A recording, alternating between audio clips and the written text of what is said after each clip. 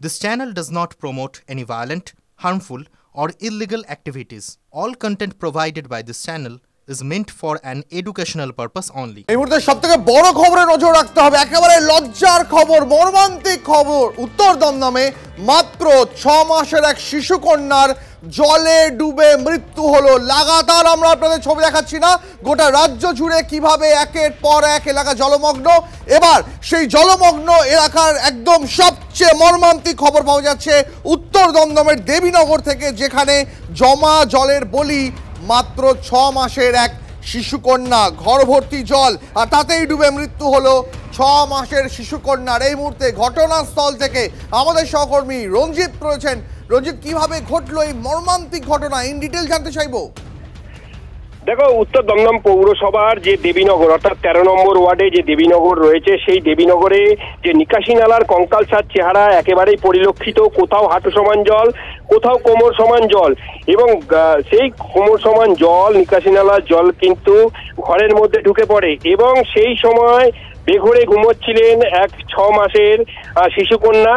তিনি সেই শিশুকন্যা কিন্তু হঠাৎ করে সেই ঘরের মধ্যে পড়ে যায় এবং জমা জলে অর্থাৎ নিকাশি নালার জমা জলেই তার মৃত্যু হয়েছে। অবশেষে তার পরিবারের লোকজন এবং তার পিতা হচ্ছেন সিভিক ভলেন্টিয়ার, তিনি কিন্তু বিশিরায় হাসপাতালে নিয়ে গেলে সেই শিশুকন্যাকে মৃত বলে ঘোষণা করে।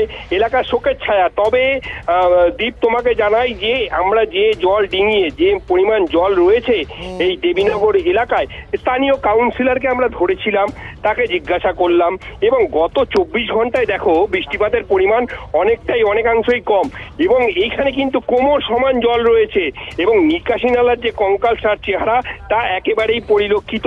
এবং সবচেয়ে গুরুত্বপূর্ণ ব্যাপার যে এই ওয়ার্ডের কাউন্সিলর তিনি জানাচ্ছেন যে এই নিকাশি নালার জল কিন্তু ধীরে ধীরে নেমে যায়, অর্থাৎ তিনি অকপটে স্বীকার করতে চাইলেন না যে নিকাশি নালার এত কোমর সমান জলেই এই শিশুকন্যার মৃত্যু হয়েছে। তবে সমস্তই কিন্তু দায়ভার কিন্তু চাপালেন তার পরিবারের ওপর। অর্থাৎ সকালবেলা যে শিশুকন্যা ঘুমিয়েছিলেন, তার মা একটু বেরিয়েছিল এবং তারপরে যখন আসেন তখন দেখেন জলের মধ্যে পড়ে রয়েছে শিশুকন্যা। এবং সঙ্গে থাকো, আরেকবার দর্শকদের জানিয়ে রাখে, এই মুহূর্তে উত্তর দমদমের দেবীনগর থেকে যে খবর পাওয়া যাচ্ছে, ঘরের ভেতর জমা জল, সেই জমা জলের বলি মাত্র 6 মাসের এক শিশুকন্যা। বিছানা থেকে শিশুটি পড়ে যায় নিচে এবং তখনই জলে ডুবে তার মৃত্যু হয়, এমনটাই প্রাথমিক সূত্রে খবর পাওয়া যাচ্ছে। দেবীনগরে জমা জলের সমস্যা এতটাই তীব্র, এতটাই মর্মান্তিক যে এই মুহূর্তে ঘর ভর্তি জমা জলে ঘরের ভিতরে মৃত্যু হলো 6 মাসের এক শিশুকন্যার। এটা উত্তর দমদমের ঘটনা, দেবীনগরের ঘটনা। গোটা এলাকা জলমগ্ন, নিকাশি নালাগুলি আটকে রয়েছে। এমন কিছু বৃষ্টি হয়নি, কিন্তু জমা জল বেরোচ্ছে না, যে কারণে গোটা দেবীনগর এলাকায় জলের তলায়। আর এই মুহূর্তে আমাদের সহকর্মী রঞ্জিত যে খবর TV9 বাংলা এই মুহূর্তে আপনাদের জানাচ্ছে, 6 মাসের এক শিশুকন্যা সেই জমা জলের বলি।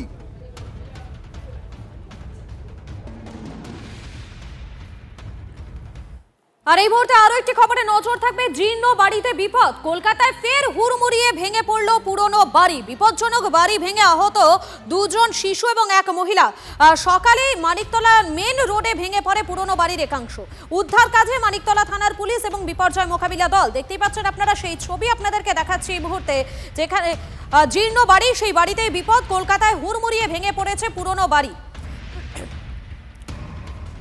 আহত হয়েছেন 2 শিশু এবং এক মহিলা। সকালবেলায় মানিকতলা মেন রোডে ভেঙে পড়ে এই পুরনো বাড়ির একাংশ। উদ্ধার কাজে মানিকতলা থানার পুলিশ এবং বিপর্যয় মোকাবিলা দল। মানিকতলা মেন রোড এলাকার কাঁকুরগাছির কাছেই একেবারে জমিদার বাড়ি, 200 বছরের বেশি পুরনো সেই জমিদার বাড়ির একটা অংশ কিন্তু আজকে ভোরবেলা 5:30টা নাগাদ ভেঙে পড়ে। এবং এই বাড়িটিকে বিপজ্জনক বাড়ি হিসেবে আগেই ঘোষণা করেছিল কলকাতা পুরসভা। তারপরেও জোরপূর্বক এই বাড়িতে কিন্তু মানুষ বসবাস করছিলেন, এবং আজকে ভোরবেলা হুড়মুড়িয়ে এই বাড়ি ভেঙে পড়ায় আহত হয়েছেন 3 জন। তার মধ্যে এক বৃদ্ধা, তিনি গুরুতর আহত হওয়ায় তিনি হাসপাতালে চিকিৎসাধীন। বাকি 2 শিশু তারা কিন্তু হাসপাতাল থেকে ছাড়া পেয়েছে।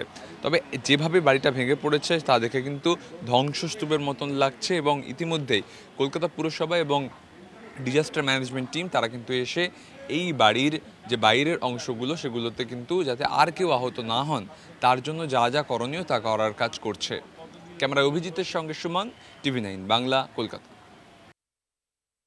6টার সময় খবর পেয়েছি, খবর পেয়ে দেখলাম যে এরকম ফোন করেছে, পুরো বাড়িটাই ডিমোলিশ করে বাড়ির পেছনের অংশটা না সামনের অংশটা?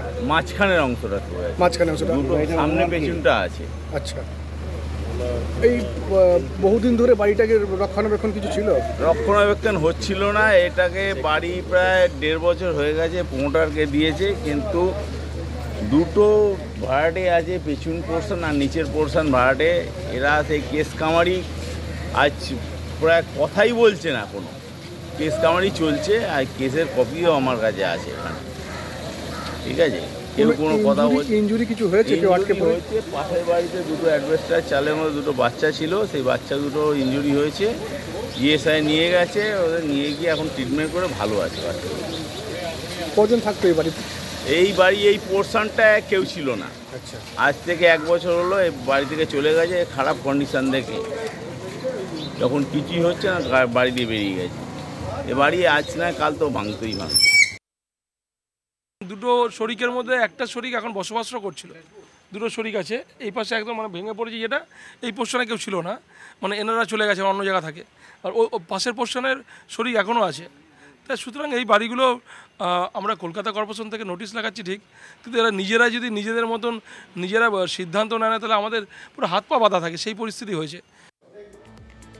কথায় বলে না, রাখে হরি মারেকে, অন্তত সেই প্রবাদটাই যেন লাগু হলো মানিকতলার এই বাড়িতে যে ভাড়াটে পরিবার থাকতেন তাদের প্রতি। এই ভাড়াট 7 জন পরিবারের সদস্যরা তারা থাকতেন এই মানিকতলার প্রায় জীর্ণ বাড়িতে। সেই বাড়িটি আজ সকালবেলায় হুড়মুড় করে তার একাংশ ভেঙে পড়ে এবং ধ্বংসস্তূপের নিচে এই বাড়ির 7 জন সদস্য তারা চাপা পড়েন। কিন্তু সৌভাগ্য যে এদের মধ্যে অল্প বিস্তর জখম হলেও কারো কোনো বড় ক্ষয়ক্ষতি হয়নি। মানিকতলা মেন রোডে কাকুরগাছির যে রাজবাড়ি ভেঙে পড়েছে, তাতে যারা আটকে ছিলেন তারা হচ্ছেন এনারা, শিশু সহ মহিলা, তারা কিন্তু একেবারে এই ধ্বংসস্তূপের মধ্যে আটকে পড়েছিলেন। বরাত জোরে কিন্তু তারা প্রাণ রক্ষা পেয়েছেন। বেশি হয়নি, কিন্তু চেপে গেছিলাম। আমার ছেলে একটাই মানে বাইরে ছিল, সেটা সেই জন্য বেঁচে গেলাম, নাহলে তো আমরা নড়তেও পারছি না, পুরো চেপে গেছিলাম। আমার ছেলে বাইরে থেকে সবাইকে ডাকলো, তারপরে আস্তে আস্তে করে আমি বেরালাম। আমার বউ তো একদমই চেপে গেছিল, ওকে বের করলাম, তারপর আমরা বেরালাম।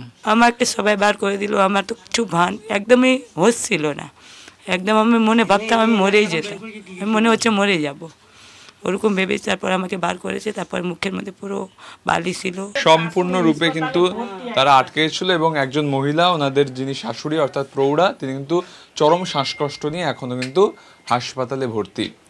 ক্যামেরায় অভিজিতের সঙ্গে সুমন, TV9 বাংলা, কলকাতা।